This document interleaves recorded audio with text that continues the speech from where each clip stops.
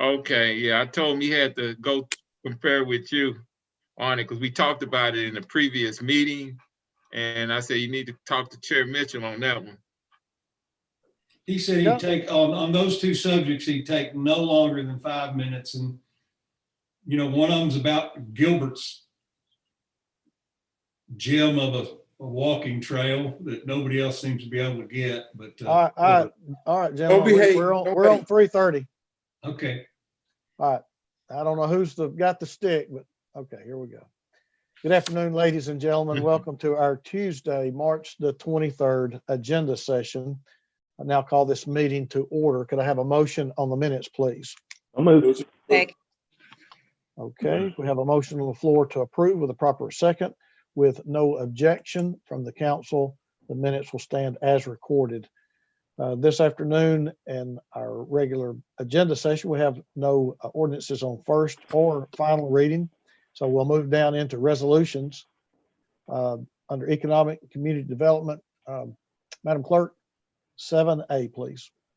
A resolution authorizing the mayor or his designee to enter into a premises use agreement with Lookout Valley Recreational Association in substantially the form attached for the use of the athletic fields and buildings located at 370 Warren Place, tax map number 144JB008 for a term of 4 years at the annual fee of $1.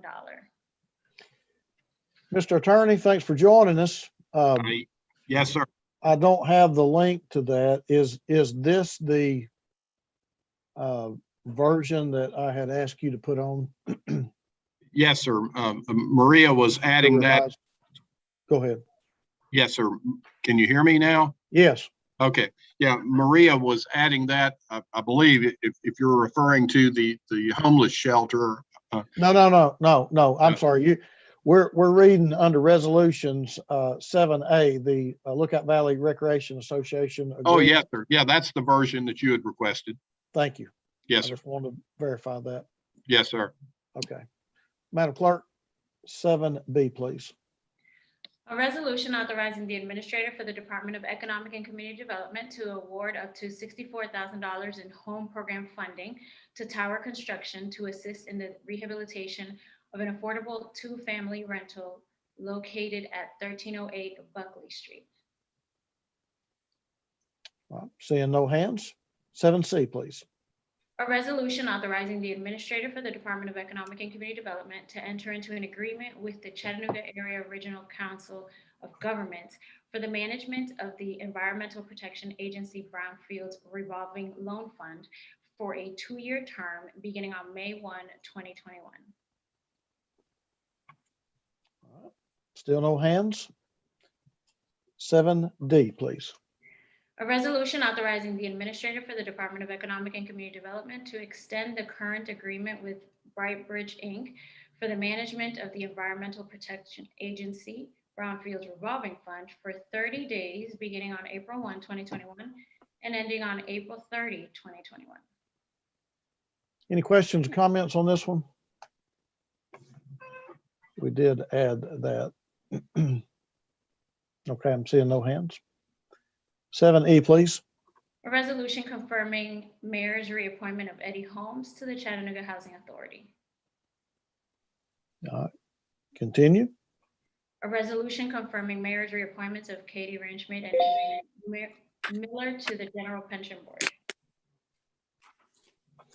All right, I'm still seeing no hands. If council, if you would please pull up your purchasing items for this afternoon.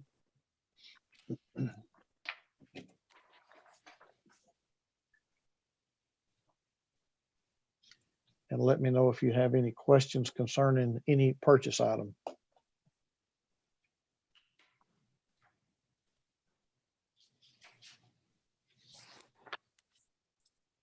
Any questions?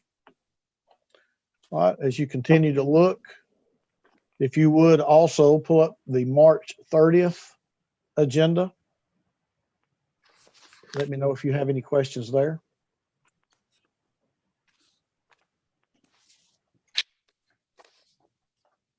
We'll be covering the Public Works and Transportation ones in committee, Mr. Chair. Thank you, sir. All right, pull up your future considerations. And it is my understanding that all of these items will migrate to the 2-week agenda next week. So if there is an item on this future consideration that you would like to take a closer look at, let me know now. All right, you're an easy group this week in at least agenda session.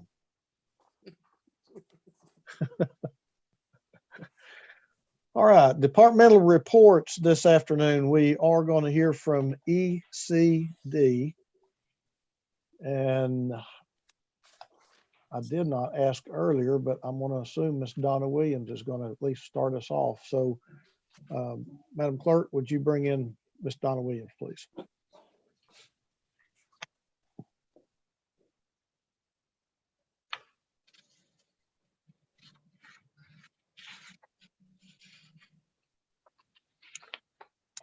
Good afternoon, Miss Williams. Hello, Chairman, Council. Good afternoon. Good afternoon. I would like to share my screen. Am I allowed to do that? Nicole gave, There you go. Ms. Campbell gave me permission. Okay, very good. All right, wonderful. So, Council, I'm going to quickly give you an overview of a new program that we are launching. Thanks to your approval of it. I think it was on the March 9th agenda. This is our, I have to read it because we keep changing the name of it, the Rapid Rental Repair Program. This is a program that we really were inspired by a similar program that came out of Rochester, New York. And this program is really designed to address the need for us to get rental inventory back on in the market quickly. So I'll read this but the program is designed to support the Chattanooga, because as you all know, we have a dire need for affordable housing, and that's only gotten worse because of the pandemic. So this program really is designed to encourage and entice landlords who serve our affordable housing population to keep those units affordable and to continue to work with tenants in that price range. This is for Councilwoman Burrs. So where's the money come from? This is Cdbg funding. It's a special allocation that we got as a result of the CARES Act. You all approved, I believe, again, it was March the 9th, to allow us to use $400,000 of the CARES Act to be funded to fund this particular program. The money that we will be talking about that can be received by the landlords, they are grants in the amount of no more than $4,900 per unit. Our goals are real straightforward. Again, we want to increase and maintain the inventory of affordable housing. You may recall, I think it was the last time I was before you, I reported to you that the median sales price of a house in the multiple listing service had gone up in excess of 30% in 2 years. So what's happening is that owners of investment property are being called by people from all over the country and visited by people from all over the country who want to entice them to take their inventory out of rental, to sell it to them so that they can then turn around and either sell that property or improve it and raise the rent. So we want to do everything we can to encourage folks who serve the affordable housing market to continue to be a landlord in that market. Oftentimes, one of the drawbacks is that landlords have to turn the unit. So when someone moves out, someone else moves in. If the landlord doesn't have sufficient capital to turn that unit quickly, that unit can sit vacant until the landlord has that capital. And right now that is increasingly the case because many landlords haven't been paid in months, and some of them haven't been paid for almost a year because the pandemic started March of last year. And it allows for a better business proposition for the landlords because they can partner with us and have funds that will enable them to quickly turn the units so that we can get tenants in them as quickly as possible, which of course is good for the landlord and good for the city. Just a big overview. The maximum allowed is $4,900 per unit. The allowable uses you see here, it's not intended for rehab. We have many programs that are available if you want to rehab your unit, but it is intended to do the following things: replace flooring, patch holes, cracks, minor electrical plumbing, all those things that you see there, which would be typically associated with the turn of a unit. And more so if you have more people living in a unit, or if the unit's smaller and it's not properly sized for the family, the household that's family household size that's living in it. The tenant, when the landlord applies, he or she is agreeing that they would reserve that unit for a household that could be an individual or a family, for a household whose income does not exceed 60% of the area median income. And that means that they have to reserve that unit for a year. So their next tenant would be someone whose income is at or below 60% of the area median income. And it may well be that the previous tenant was already 60% of the area median income, but for sure, the subsequent tenant has to be within that income. The property has to be vacant at the time of application and during the repair process. And Sandra Gober would be very upset with me if I didn't stress that the landlord can't make it vacant by kicking someone out. It's at the end of someone's lease term. So it must be vacant per federal code. It must be vacant at the time of application. And we will do everything we can to get an application approval process, a decision very quickly. So we also reduce the time that the property is vacant. Oh, and I want to go back to emphasize, it is reimbursable funding. So once the improvements are made and the invoices have been submitted to us, the city will reimburse up to $4,900 per unit. You have to be an existing landlord. Again, if someone's considering getting into the landlord business, we have many programs depending upon the type of property that you are intending to purchase and turn into a rental. And the leader for this project, our team lead, is Doug Smith, and that's his email address and both his desk number and his cell number. And with that, Chairman, I'll take any questions if there are questions. All right, if you'll take your screen down, that will be helpful. All right, stop share. All right, any questions for Ms. Williams at this time? Wow, Ms. Williams, I'm not seeing any hands. You've done a thorough job. Thank you, sir. Appreciate it. All right, thank you, ma'am. All right, Mr. Vice Chair, you can excuse our guest. Before we go on to our Public Works Committee, Mr. Vice Chair, at our strategic planning this afternoon, I presented a resolution asking the city attorney for an interpretation of residency requirements placed on city employees, well, our sworn personnel. I had asked that this be placed in a legislative committee as soon as possible.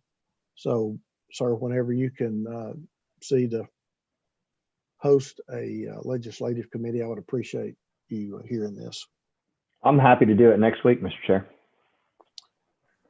All right, Karen, Madam Clerk, do we know how many committees we have next week? I think we do have ECD. Is that correct, Councilman Oglesby?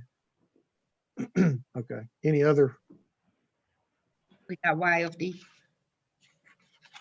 We have YFD committee. That's correct, yeah. Just those two, yes. Okay, I'll tell you what, we will schedule that behind YFD, Councilman Smith. Okay. And Not a then, problem. if we run out of time, we will reschedule it for our first meeting back in chambers. Happy to do it. In a year. Okay, anything else, Councilwoman Coonrod? Yes, thank you, Chair. I want to make sure that I was clear earlier because I did mention that I would like for the resolution to start for the budget year of 2022.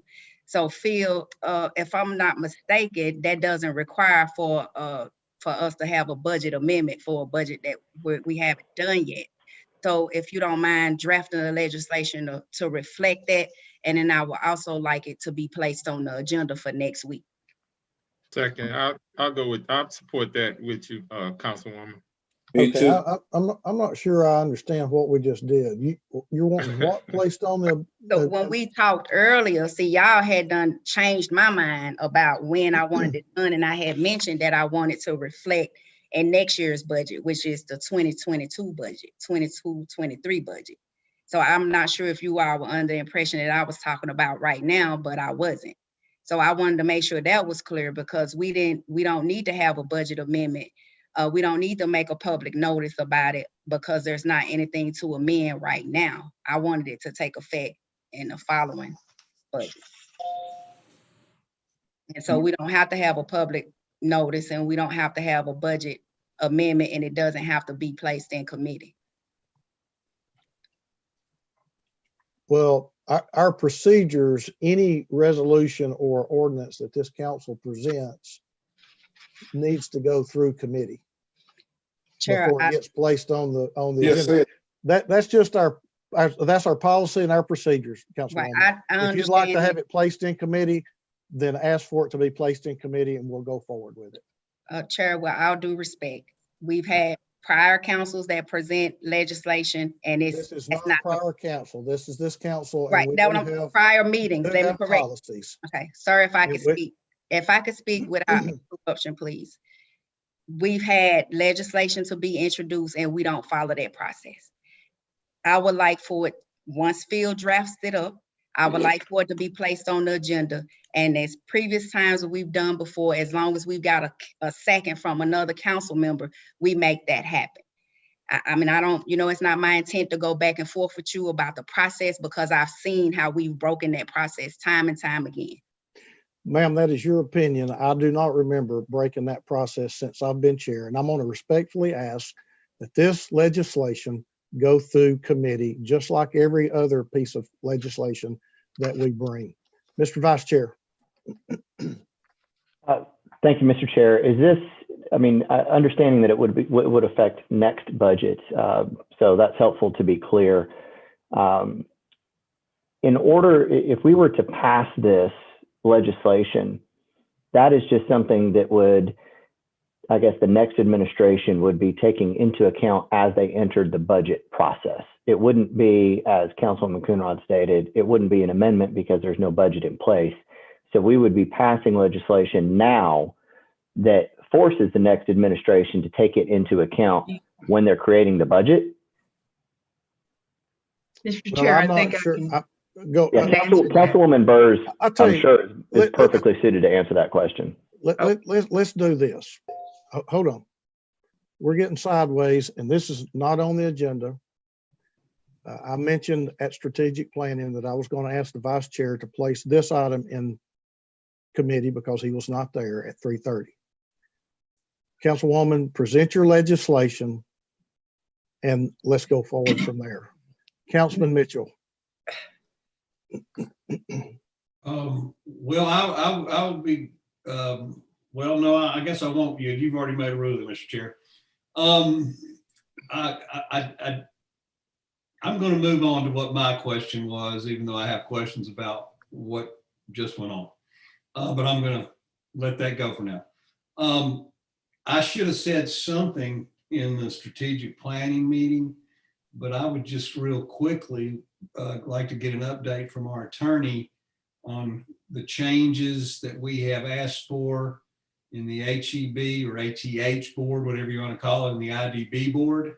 And I wanted to ask that strategic planning, but it got away from me. Is that okay, Mr. Chair? I'd really like to follow the agenda that we have put forward today, sir. Well, I'll just get off. If you'll follow up with him offline. I'll be glad to do that. Thank you, Mr. Chair. Thank you. Councilman Gilbert. Yeah, real briefly, we already had an education only Juneteenth already. Exactly. So we don't have to have that again. We already had it. We have not had a committee meeting on the legislation. Yes, Mr. we did. Yes, we did. We had it at. We had it. Go If back we've and got note, so we have legislation? Is that what you're telling me? We have legislation, we had our currently, educational part on this already. but not on the legislation. That's all I'm saying. We have not had in committee the legislation. And all I'm asking is that we follow our rules and procedures. Councilwoman Byrd. Mr. Chair, I think I can clear this up. Councilwoman is asking for something to be considered for next year's budget. Very All well. right. Okay. So when and administration presents the budget, we can amend the budget once it's presented to add $600,000 or $800,000, whatever that is. We have all kinds of things to do, but it's premature to do legislation now for something that's going to be happening during budget. It's happening in the wrong place. That's all I'm saying. If we need to do it now, then it's a budget amendment now. If not, then we take up this whole issue under personnel and holidays and all of that and what that costs for the next budget considerations. And if administration doesn't include something like that, that's when we come forward to amend a budget. Sorry, but I think we're getting in a lot of discussion that it's premature because Councilwoman cleared it up. We could have a budget and finance committee meeting to do what? We're talking about the next year's budget. So I'm thinking that maybe the whole thing should be dropped for now with the understanding that when the budget comes to us, if that's not inclusive, that's when council says, or Councilwoman Coonrod comes up and says, I would like to amend the budget to include $600,000 and $700,000 so that we can have this holiday. Okay, we have deviated from our agenda. Sorry, sir. And my apologies for getting us off track. At this time, I'm going to turn the chair over to Councilman Mitchell for Public Works and Transportation Committee. Thank you, Mr. Chair. Can I get approval on minutes, please? Move to So approve. moved. Second. All right. Anybody not want to see that happen? All right, we'll move forward then. The first thing I see though is a hand by Councilman Byrd. Is that Councilman? Yes, I'll yield. I'm very kind of disappointed and don't understand kind of what's going on right now. Just out of respect for this body, I'll yield for a second. We'll bring it up in a minute. All right, thank you very much. All right, we're going to start the committee meeting. Feels almost like I released some goats there, Mr. Chair, my fault. Yeah. Transportation, we'll start with transportation.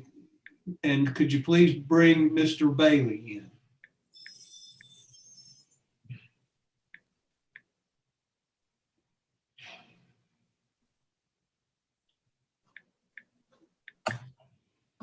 Hello, Mr. Bailey. Good afternoon, Mr. Chairman and Council. We're going to start with, looks like an ordinance on first reading today. And there'll be a resolution also afterwards.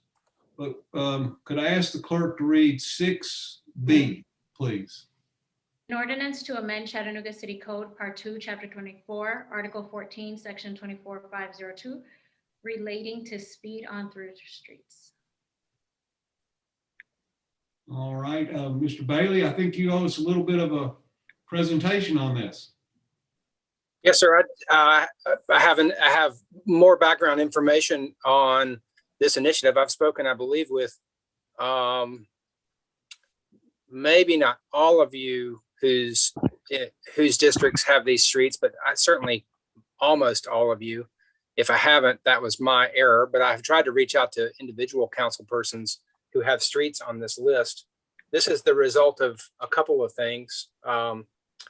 Firstly, we've been working with the Chattanooga Police Department for a number of years through our Smart Cities division, analyzing after action data as it relates to crashes in high impact locations where there are a high propensity of crashes. And through that ongoing collaboration with the police department, we all know how much speed of traffic can be a factor in the severity and potential for fatality on our roadways. And so in an effort to focus on speeding, we've put forward these streets as a first phase. I know some of you are interested in expanding this program, and we would like to expand it as well, where in some cases we have actually made changes to these streets, or soon will be making changes to these streets, such that we expect the speed of travel to go down.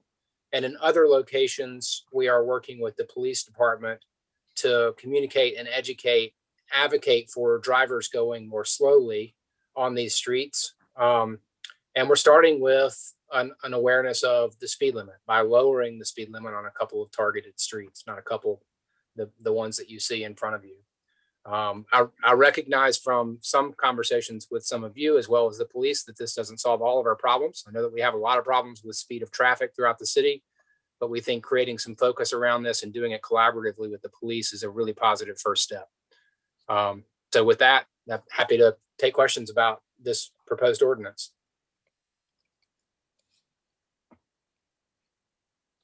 All right, it looks like you've done a good job preparing us for it.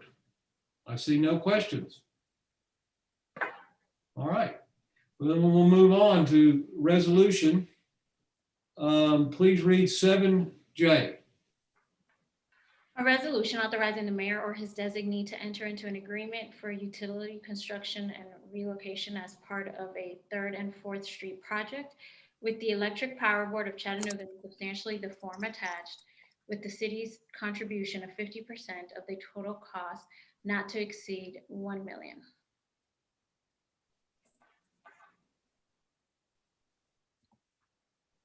Carry on. All right, we got, is that all you have, Mr. Bailey? That's all I see for the next, today and next week.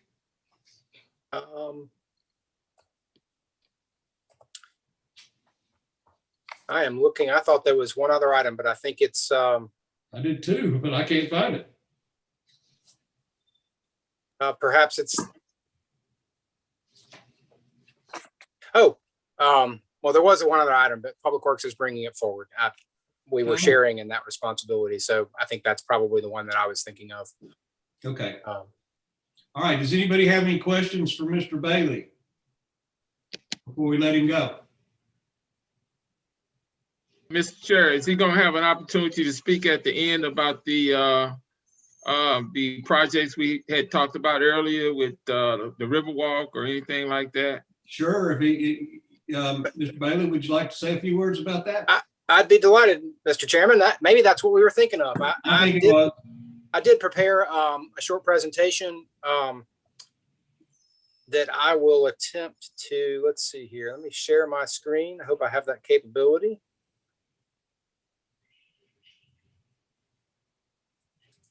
He was so excited he didn't get a chance to share with us previously. Before he goes in conniption, I would like for him to share that with us. I'll be brief, and apologies while I pull up my notes. I want to make sure I don't catch anything. I think I know this well enough to do it ad lib, but I don't want to forget anything. Councilman Oglesby requested some more information on the Riverwalk when we presented to you the resolution to approve the contract for construction, which I believe happened 2 weeks ago. And so I felt like it made sense to present not only that project, but also a couple of other projects that are very closely related to it One, because we're really, really excited about this project and others, but two, because I know some of you have worked very hard on this, and given the current environment where we're trying to be safe with COVID, I wanted to make sure that we properly thanked you for your support over the years for some of this work. Firstly, the Riverwalk that you approved, thankfully 2 weeks ago. This is the next segment of the Tennessee River Park. Actually, it was referred to as the Riverway in the 1985 plan.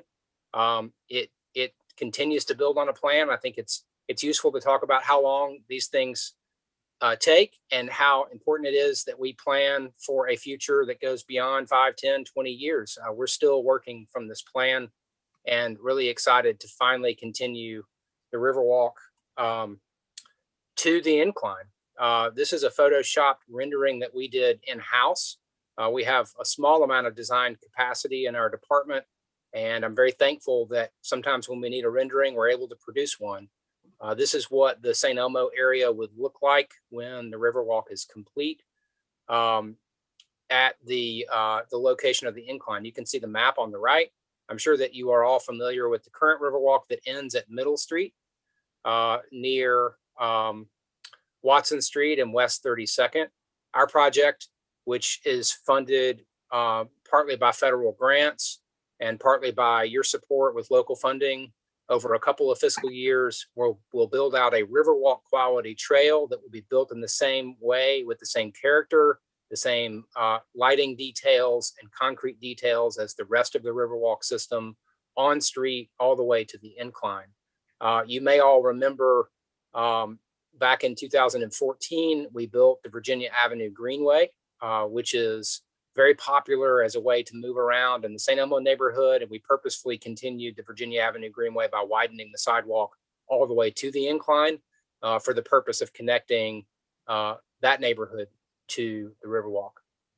I do want to say one thing as an aside that I'm very proud of. Farther north on the Riverwalk, because of data and also because of a really positive relationship that we've built with TDOT, we were able to work really hard and collaboratively with them to build a protected from traffic detour of the Riverwalk. As you all know, they've embarked on construction of the I-24 at Market and Broad project, which will take a couple of years. When they do the heavy work of overhead bridge reconstruction, the Riverwalk underneath it will have to be closed, and that will be a substantial period of time. Because we know that our Riverwalk sees from several hundred to as much as a couple of thousand people a day traveling on it, depending on where you are, we were able to say the Riverwalk system functions not just recreationally, but it also functions for transportation. People use it to get from one place to another. And because we've built a good relationship with TDOT, we were able to work really hard with them to create a protected from traffic detour that will go around those closures for the several months that happens. That was also very important to us because we were just about to start building the extension, and we didn't want to have an interruption in the system happen for such a long period of time. I do want to highlight one other project that is related to this one in the way that we see it, the South Chick Creek Greenway. You all have supported this project also over the years. There has not been a recent action by this council, recent as in the last few months, but you all have approved several contracts for construction for what ends up being 4 total segments of the South Chick Creek Greenway. And we've been working in partnership with the Trust for Public Land on, you can see the orange, I don't know if you'll be able to see my cursor here. I think you can see my cursor, that orange segment of the South Chick Creek Greenway, which connects to a current dead end at the Faith Road Trailhead, which is about 4 miles east of the Riverwalk by the river near the dam. And so currently dead ends. We're building 4 segments, which amount to about 3 to 4 miles of trail, which is a combination of boardwalk construction. You can see a photograph of construction underway on the right that I took. Actually, I took all 3 of these photographs. And then we also added to the boardwalk construction with some on-street sidewalk construction, currently under construction on Kane Lane to access the Cromwell Heights residential neighborhood, as well as widening the sidewalk on Shallowford Road so it has the quality of a greenway all the way down to Moore Road, so it can connect to the existing Brainerd Levee that also connects you to Camp Jordan. And so the reason I wanted to present both those projects together is because when they're finished, all of these projects, the Riverwalk will be in construction within the next month. And when these projects are finished, we will have almost 22 miles of continuous protected from traffic trail system that connects to a number of different neighborhoods throughout our city, that enables people to get places on foot or by bike and also recreate. People love this system. And we're really proud of that work. And not the least of which, I know you all are very interested. You know me well enough to know how frugal I am. I think it's also nice to say that all of these projects together. Now, I do want to mention and stop for a second and mention the Trust for Public Land. Their logo is on both of these maps. They indicated to me that it was okay if I shared them. They've been an essential partner in all of this work going back many years. And they are actually working in some respects to hire the consultants to do some of the design work of these projects, as well as overseeing one of the 4 segments on the South Chick Creek Greenway. So with the Trust for Public Land and with all of these projects, it's an investment in total of a little over $10 million, with more than 50% of that coming from outside sources. So again, 5 segments, the Riverwalk, and then 4 segments of the South Chick Creek Greenway, which will continue this system from Camp Jordan on the east, all the way to the south, almost to the Georgia state line, at a total of about 22 miles for people all throughout the city to enjoy. I think that's that was the extent of what I wanted to tell you all. Again, as a response to Councilman Oglesby's request to talk more about the Riverwalk today. Thank you. Thank you. Any questions, council?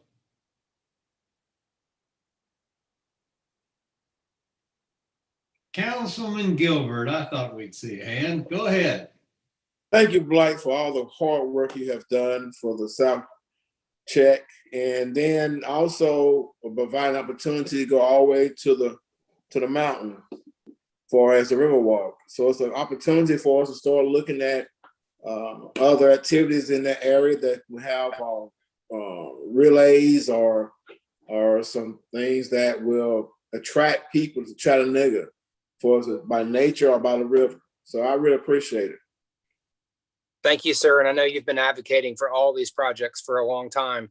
One of the things that if I had another opportunity to present more on that we're trying to do is connect into these systems so that we expand the access to all kinds of people. And as you know, our long range plan on the Highway 58 shared use path would eventually connect into this system.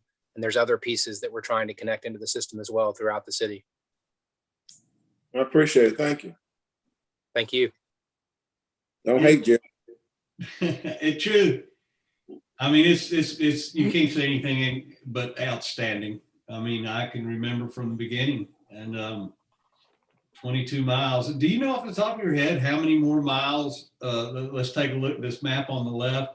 A lot of dotted lines on north of the river, which of course I'm going to bring up. But do you have any idea off the top of your head how many more miles are drawn on this map than the 22 that we're completing? I have not done that, but I'd be happy to ask. Well, let's go offline so we can keep moving. Yeah. I'd just be curious to know, and I got to congratulate Councilman Gilbert on the fine work he's done and persistent work he's done to make this happen. And it's pretty amazing. Will this thing be completed? These couple of segments or 4 segments, will they be completed in a year, 2 years? What's there's various schedules for all 5 segments. I'll start with the Riverwalk, Mr. Chairman. The Riverwalk will begin per our guidelines as well as the state's guidelines. We're obligated to do a pre-construction meeting at which we notify the contractor to get started. So as soon as that pre-construction meeting is finalized, we should have a schedule, but it's, I think, safe to say that we expect to start construction within the next month, and it's a 240-day contract per the bid document. So that's about 3/4 of a year, which puts us at about the end of the year for completion of the Riverwalk. All of the others will be completed sooner than that. They are all on track for May or early summer. One of them is already complete. The Shallowford Road piece that you can see in the middle photograph and the upper photograph on the right were completed at the end of last year. And so the other 3 segments are active. You can go up Kane Lane, which goes by the cemetery there near Airport Road, and see the ongoing progress that's happening there. And then it's harder to see the boardwalk because you can't drive past it. You have to walk up to it, but the boardwalk is a little farther ahead in terms of its schedule. So most of this work will be finished within the next 2 or 3 months, and all of it should be finished by the end of the year. I would like to also add, Chairman Mitchell, because you mentioned the North Shore, we also have a federally grant-funded project that you all supported years ago through a federal land access program grant to build a similar trail system along manufacturers that is getting closer to being ready for bidding and construction. And that extends the work that was already done by TDOT near Highway 27 out towards Moccasin Bend. So that's also a component of the trail system on the north side of the river. Thank you. All right, I don't see any more questions for Mr. Bailey. That being the case, thank you, John. Thank you, sir. We'll move on now to Public Works. Is it Mr. Payne today?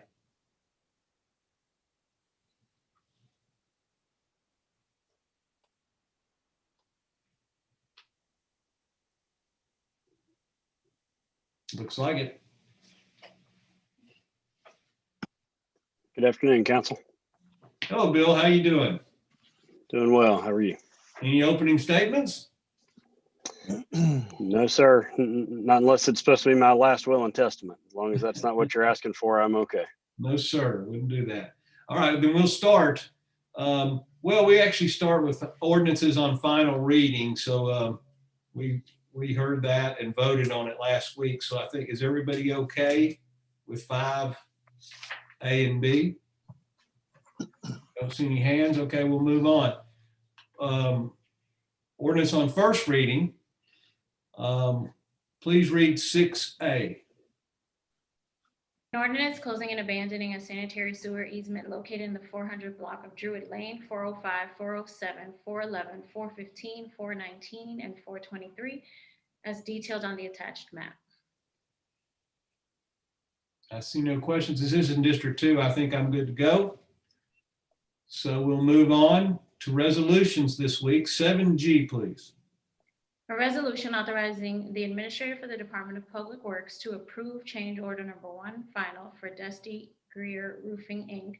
of Monroe, Georgia, relative to contract number Y19021-201, replacement roofing system for Tyner YFD Center for an increased amount of $4,400 to release the remaining contingency amount of $12,100 for a revised contract amount of $170,650.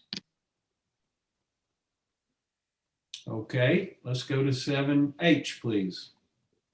A resolution authorizing an on-call blanket contract for professional surveying services for year 4 of a 4-year term contract number 17002-901 with the following firms: Arcadis US Inc., ASA Engineering and Consultant Inc., Civic Engineering and Information Technologies Inc., Earthworks LLC, the RLS Group Inc., SNME Inc., and Vaughn and Melton Consulting Engineering Inc., based on the services categories of the professional surveying services that each consultant qualified for, the renewal of the 7 one-year blanket contracts for professional services estimated at $400,000 total annually for all 7 professional firms for use by all departments.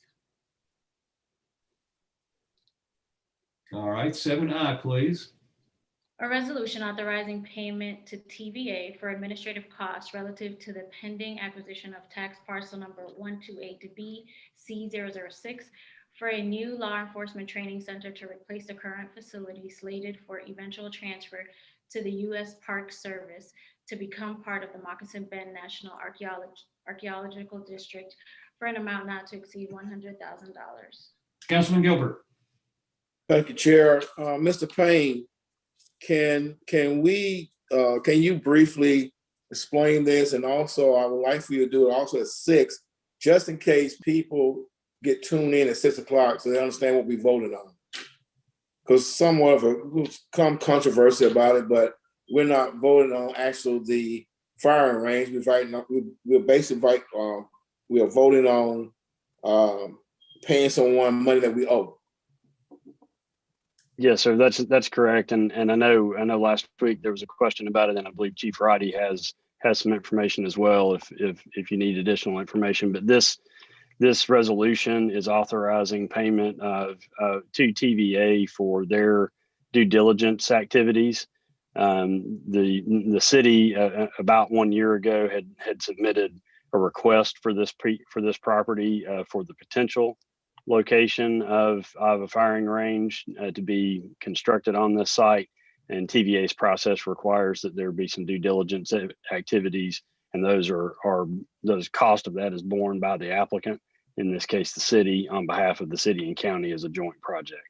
So this is basically paying for environmental reviews and other pieces that are necessary ahead of that transfer. It does not obligate us to the acquisition of the property or to the construction of a facility, but this is just part of the due diligence for the property itself. And Chair, is it possible that Chief Roddy can just briefly explain that this is not going to be an outdoor range, but it's an indoor range? That is do it. Chairman Henderson, during the agenda, is that okay with you? The 6 o'clock. Oh, we can do it at 6 o'clock. It'd be fine. 6 o'clock would be great. If he'd rather do it at 6, we'll do it at 6. Okay, that'd be good. All right. Thank you, Mr. Chair. Let's see. I don't see any other hand. Well, Councilman Byrd. Thank you, Chair. I was under the impression that Chief Roddy today at 3:30 was going to give us a overview of this property and some of the things that were going on. Was I misunderstood? Did I misunderstand something? That we were going to get some type of conversation from Chief Roddy and was going to show us some plans, because some of the community members reached out to me, and it was my understanding that in our last meeting that they were going to get an overview today at 3:30. And I do recall that conversation, and Chief Roddy and I spoke some yesterday, and I made sure that he had site plans and other information available, and I did not know when that was going to happen, but it's my understanding he is ready and prepared for that. If not, I certainly, if he's not available, I can certainly fill in with information as well. Councilman Mitchell, he is on the call. I think Councilman Byrd is exactly right. I do remember that now. All right. So do we want to bring him in? I do see a hand from Vice Chair Smith. Is this about that, Vice Chair? Yes, Chair, I do recall discussing that also earlier today, that Chief Roddy would be available. I was just clarifying that point. Thank you, sir. Thank you. All right, would you bring in Chief Roddy?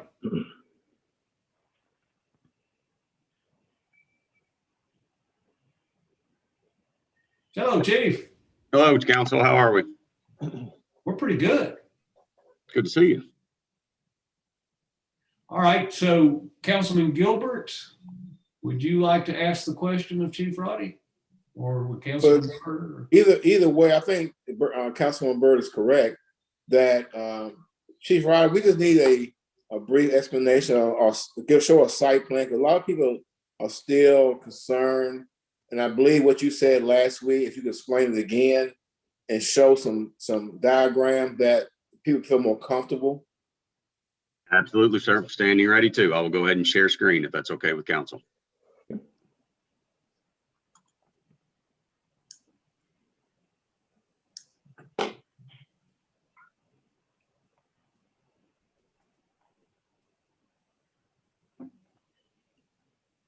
All right. Can council see my screen on the PowerPoint? Yes. Yes, sir. All right. Get it to advance. If you'll notice in the first slide, this gives everybody a general idea of the area, the parcel of land that we were talking about, just from a satellite imagery. You'll notice the body of water, that is Lake Junior. That main thoroughfare you see running through there is Amnicola Highway with 153 to the north of that. So you can see that wooded part that is highlighted in blue with the pinpoint drop in it. That is the actual parcel of land that we are looking to possibly acquire.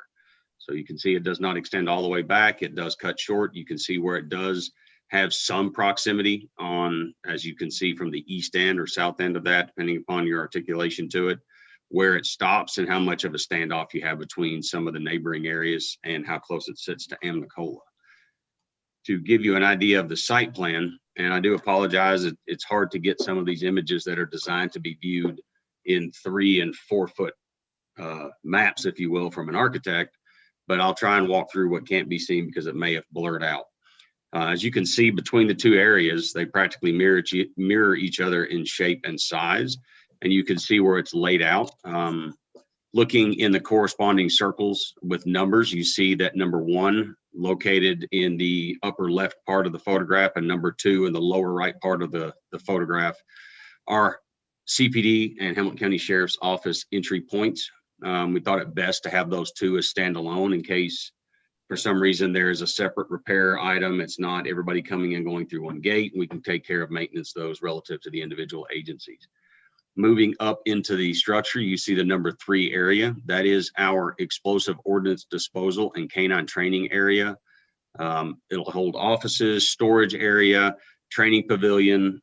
There's requirements relative to a canine certification that requires somewhat of a dog obstacle course, if you will.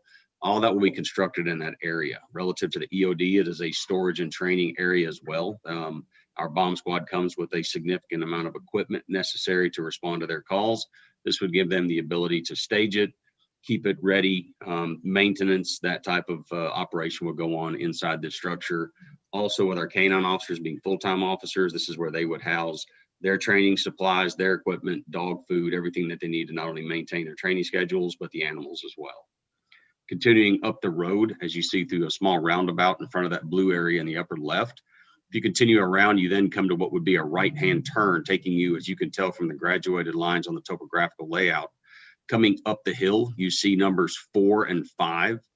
4 is an obstacle course that we are planning to build that would provide a level of physical fitness, not only for cadets, for any member of the department or agency that just wanted to use it to maintain their own physical ability, but it would look similar to what you would expect from like a military-based obstacle course, different poles, rope nets, rope climbs, things like that, just to encourage physical fitness. And in the center of that, you see number 5, which is referred to as a simunitions house. This is not a ballistic shoot house. This is not live fire ammunition, which would cause a significant amount of noise. We use a type of ammunition in there called simunition, which from a tactical standpoint, consider it basically like airsoft on steroids. It's what our officers have used for years to be able to train with a fully functioning, best replicated firearm. So our training is as real world as we can get it, but it doesn't make very much noise at all. And it actually would occur inside of a house with a covered top. So that noise would be mitigated down even farther. Continuing down the road, as you can see, coming up into what looks like a parking lot with a red building, that is the adjacent parking. And then the red area is the indoor firing range that I mentioned to council last week. It would be an X station of about 25 yards for standard qualifications. If you look on the back part of that red structure, if you'll see that long arm, if you will, that comes off to the left, those are 4 100-yard indoor rifle range tracks so that our officers can qualify and train with their patrol rifles as they're required to do twice a year, but it would again still be indoors. So this entire part of the range is designed by a special firm. This is what they do for a living, is design indoor range facilities to not only protect it ballistically from a filtration system for the employees that use it, but also to mitigate any of the sound that goes on inside of the range so it doesn't disturb the surrounding area. Coming again off of the parking lot to the right, you'll see what looks like a semicircular area labeled number 7. To me, it appears light green. I've got a slight degree of red color blindness, no jokes. But in the center of that, you see the number 7, which is a climbing tower as it's labeled, or rappel tower. That gives not only a physical fitness attribute, but it lets some of our officers and then other agencies that share it with us work on rope skills. So whether that's climbing, whether that's rappelling, what that may be, it allows us to go up and down of a building in a training environment. Continuing again down the road, you move into what is labeled number 8. That is a physical fitness field, pavilion, and restroom area. So we can use that for cadets, officers, training, or just general physical fitness from members of the police department and the Hamilton County Sheriff's Office, just to give us another area to work out. Healthy cops are safe cops, are happy cops. So I'd like to be able to give them another area in the outdoor to be able to train and maintain their physical fitness.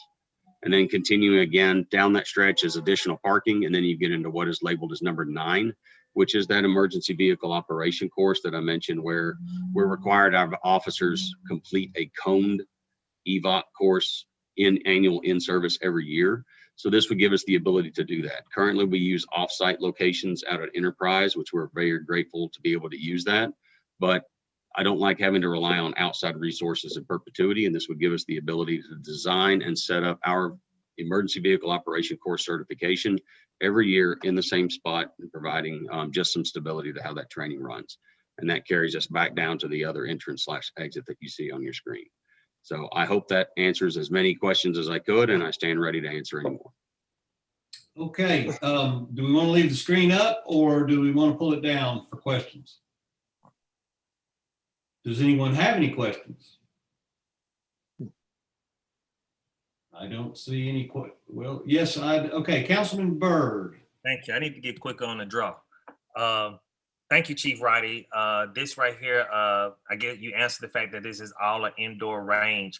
Do we have any approximate or close to how far the facilities that we're building are going to be away from the community that raised the questions about this facility being built? Do we know about how far that is from that community? I cannot give you exact relative in feet or meters or anything like that, Councilman. I will toggle back and forth between the 2 slides if that spatial relation helps us all understand. Looking at the photograph that I believe is shared currently, the closest residential area I can see coming off the backside appears to be that the Acres Lane on the back, and then you have Maple Terrace Lane, Randolph, and so forth, moving back towards the right. If you'll look where they sit, it looks like that EVOC course is coming up into that general area here. But again, those are cars driving. That is not high speed, not slamming into cars, anything like that from the Chattanooga Police Department. It is simply an EVOC cone course that they would drive. Moving back up the indoor range being this red area here. Yes, sir. Looks like it's going to sit approximately in this area. So the closest standoff that I see our houses are going to be, again, I do not have to scale, but a considerable margin away from the nearest residential area. And then your dogs, which they will bark. We do have outside kennels. I don't know that we need to do air conditioned kennels as much as somebody might want to propose that. But if you look, it is all the way up. According to this, it's going to be almost at the Amnicola side of things. Right. Does that help, sir? That helps out a lot. I'm going to reach out to that community, and I'm pretty sure Councilman Gilbert, to talk with them. I was under the impression that they wanted to also probably speak and have some questions of you after they see this. And I think we was going to try to do something for tomorrow. I haven't received any information yet on that meeting for tomorrow at 5 o'clock. I definitely keep you posted.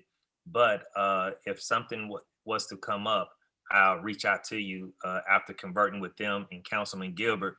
But the other thing was with this coming up on our agenda, I think this is a question for Bill. This right here does not start the building or construction of this facility. I think Councilman Gilbert mentioned it earlier. It's only us paying back some money that we need to pay back. Is that correct? Would you like me to stop sharing screen? I'm sorry, I didn't mean to interrupt. Yes, sir. That's okay. Yes, sir. Thank you. Okay, Bill. Yes, Yes, sir. Councilman, this resolution is just for the payment of invoices to TVA for administrative and environmental work that they have to do under the TVA Act before they even could transfer the property. And so, but there would still have to be funding set aside by both the city and the county for design work initially, and then we would have to proceed into multiple stages beyond that for the various levels of construction. So so all of those would have to happen, and it is not currently budgeted. Okay, so it's not currently budgeted, and the fact of, do you know if we have to change any zoning when it comes to this area? I'm not aware that we need to change any zoning. I'll look at the zoning, but I don't believe we need to change any zoning. That has not yet come up as a conversation to this point in the process. Well, last question, sir. We still have several more stages or steps where the community can be engaged and brought along as this process is going. So if they have any further questions before we break ground on anything, we still are sometimes out from this starting construction, correct? Yes, that's correct. And if we anticipate that the design phase would take at least 1 year to complete, to get all the design work done before we would before we would have construction documents to even begin work on the initial site work phase. So there would have to be dollars budgeted first, then award a design contract and go through that design phase. So we're talking, it's a significant time. Thank you so much. Yes, sir. Thank you. Any more questions of the chief? Councilman Gilbert. I'm hearing county and city. This is a shared project when it comes to finance. Yes, sir. All right. There's an equal 50-50. I'm assuming so. I can get a clarification. Bill, you got any more on that? That has been all the conversation so far, has all been 50-50 cost share between the city and county. I have actually started having very preliminary conversations with the public works administrator at the county about the possibility of crafting a master interlocal agreement to define that for this project, similar to what the city and county have in place at Enterprise South, because this would need to be multi-years of budgeting and other things. That way it would be something that we can all be able to look back to. And so that would be something that would also be part of the next steps, would be a master interlocal agreement that I believe would be prudent. Appreciate it. All right, any more questions?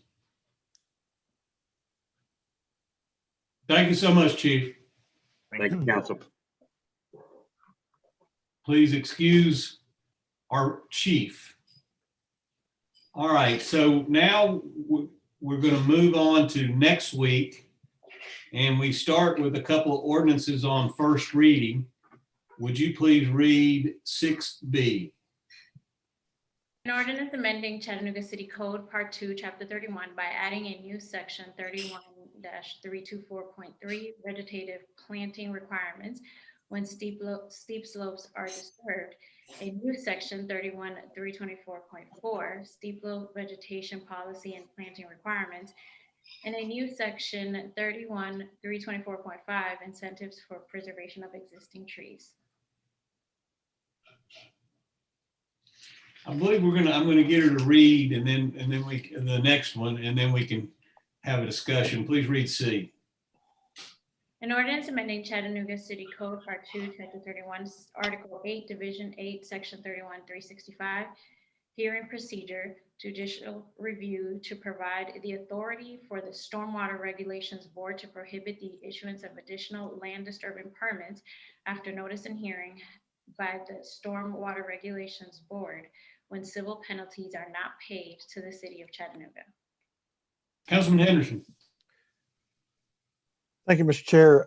When this went through committee, this was a Henderson-Mitchell ordinance, and now it says Ledford. He'll take anything, won't he? Apparently so, sir. Mr. Attorney, could we get that changed? I'll change it to however y'all wish in I think connection that- with this. Councilman Mitchell, is that not correct? That was a Henderson Mitchell I proposal? thought so. Please I change notice, it. I notice he disappears when he's going to be confronted with something like this too. No comment. We'll get it added. Yes, Thank sir. you. All right, any councilperson Coonrod? Will Ledford still be added as a sponsor with you too? Because he had done work really hard on that, on part of that legislation. Yeah, he did the yeoman's part of the work on the vegetative planning requirements. He truly did. I don't have a problem with his name being on anything that is with me. I don't. How do you feel about it, Chairman? Well, I think he had requested for his name being taken off. This is two different ordinances. Mhm. I mean, entirely two different ordinances. Councilman Ledford did the vegetation ordinance, and then the other one was you and I. But I don't want to put something on somebody that they didn't ask for.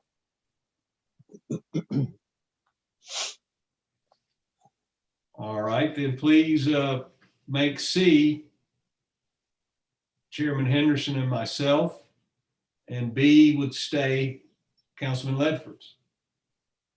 I'll do it. Thank you. Now, I want to say before we move on to the council, and I see no more hands, that I'm working on, I'm trying to get some exact numbers on parcels involved and acreage involved. But I'm working on offering an amendment, not until next week, because I've got a little more research to do, but not until next week. But my amendment would basically be taking what is now 33% down to 30. I believe that offers some more protection. And I see that it still doesn't go so far as to, because let's face it, this first year is going to be a learning experience for not only the Stormwater Board, but for builders, realtors, and others, even owners of land that want to build themselves on it to get this down. And we'll be learning along with them over the year before we readdress these two ordinances. That's not to say work won't be done before a year on phase 1 and phase 2, but I'll be offering that next week for your consideration. The other thing I would like to mention is, Mr. Attorney, in the vegetative planting requirements. Yes, sir. Councilman Henderson and myself felt like it would be very, very helpful to provide workshops, some form of training.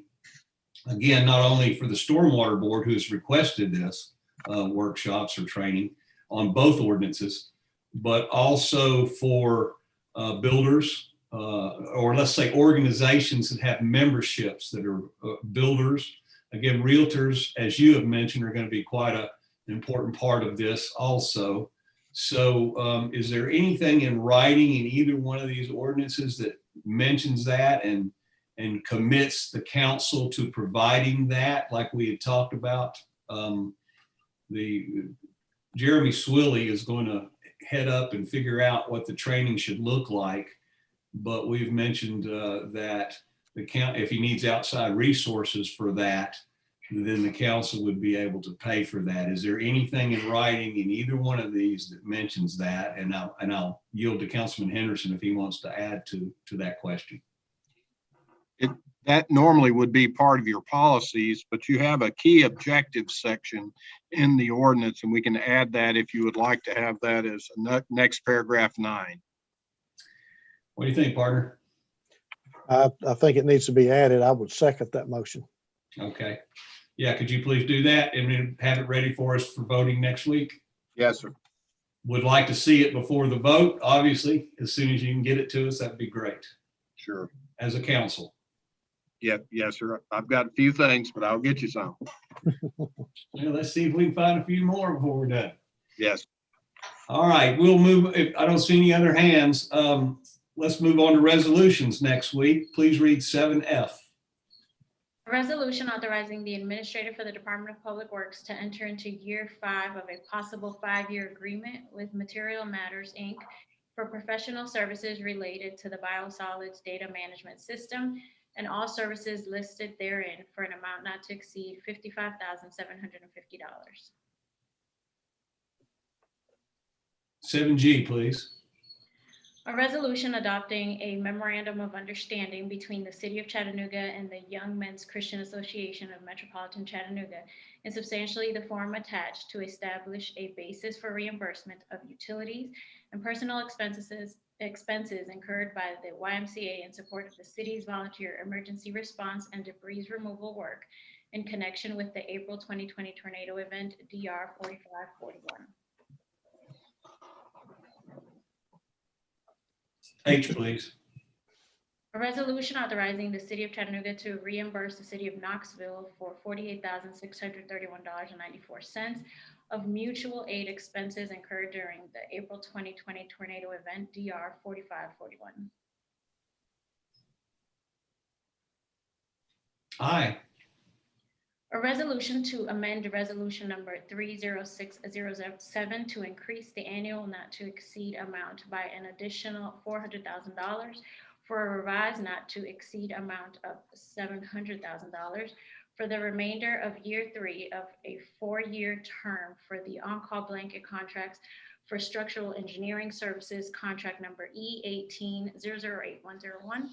Resolution number 29704 for the following 7 consultant firms: Allen and Hoschel, Inc., Alfred Benesh and Company, CTI Engineers, Inc., Estes Russell Engineering, Inc., Integrated Structural Service, Inc., March Adams and Associates, Inc., and Bulkert, Inc. All right, I see no hands. Does anybody have any other questions for Mr. Payne?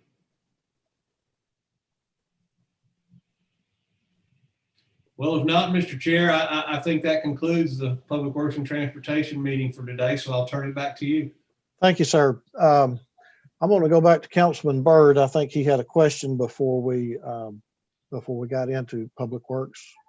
Councilman Byrd. Thank you, Chair. With all due respect, I want to just get some understanding of the information that was asked of the Councilman Coonrod was asking. I didn't understand the process of how things were working. The legislation that she's wanting to bring forward, if we can, is it possible to put it in Council and Council Vice Chair Ken Smith's legislation next week? I know we discussed that it can't go on the agenda right now, and since we have nothing in front of us to show where things have went on the agenda, Councilwoman Coonrod and Councilman Oglesby probably can find that if we have broke that rule to express to us and show us the process of how we have done that before. But so we can get this moving forward and this legislation discussed, since that's our rule, is it possible to get it in Vice Chair Ken Smith legislation committee next week so that we can discuss it? So let me respond this way. The procedures that we have, and we have procedures for a reason. And one of my duties is to make sure that we do business in a professional manner. Yes. And to do that, we have to have some procedures and some rules in place. And what we have in our rules and procedures is that you present your legislation to this body, typically in a strategic planning, and it is decided at that time which committee that legislation needs to go into. Mm-hmm. Not having seen the legislation, I don't know if it needs to go into Finance Committee or if it needs to go into Legislative Committee. Mm-hmm. That will be determined when we see the legislation. So to say, can we place it in a certain committee before we even see the legislation? What if we get it in the wrong committee? So the reason we follow that process is so that we look professional. And we want to move this legislation forward. We just need to make sure that we get it in the proper place. So all I'm asking is that we, and if we need to go over those rules and procedures, we maybe need to have a session so that we got full understanding of how we move things forward. But I think to look professional, we present the legislation, we determine which committee that it needs to go into. We place it in that committee. Once it goes through the committee chair asks, are we ready to place it on the agenda? At that time, it either goes on the agenda or we hold it for more questions. That's the process that we have to look like we know what we're doing. We're on the World Wide Web. Yes, sir. People from all over the world can view our council meetings. Yes, sir. And determine whether they want to come do business in Chattanooga. And thank you. And I hope you can appreciate the fact that I want us to look professional. Hey, definitely, sir. Thank you. Want us to definitely look professional. So I truly received that tremendously. And that's why I say I asked if we have had any other type of other way we have done business, if Councilwoman Coonrod can do her due diligence and present that to you, Chair, or to this body to show us what we have done it. I would like to see that because I don't remember or I don't recall. But at this point, if Phil, once he gets the legislation written up and sent out to us, if he get it to us this week, is it possible? And I guess you would make that determination to whether it would go in the legislative committee or a finance committee, that we can do that in a timely fashion, because I don't want to send a message over the world either, sir, saying that something that is this important, that we are not trying to make sure we get it taken care of as soon as possible, and that we're not looking at it, in the best way possible, because, the wrong perception can come out just from the back and forth that went on. And we definitely don't want that perception put out when it comes to our body. Thank you, sir. I will take a look at that once we get it. And we may be able to look at, we don't have strategic planning next week. Yes, sir. That's typically when we would look at it. I have requested that we suspend strategic planning through the month of April, just because we're going back into chambers and looking at the hybrid. So there may need to be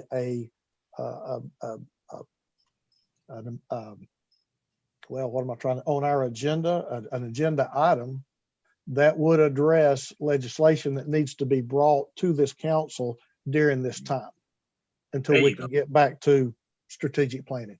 All I try to do is follow this agenda. Yes, sir. And so that we can cover the items that we need to cover, because we went over some very important things today, and we needed to make sure that we covered those things and not use up our time in other ways. Exactly. Thank you so much. Thank sir. you. Yes, sir. All right. I'm seeing no other hands at this time. So with that being said, we will see everyone back at our 6 o'clock meeting. Thank you. Thank you.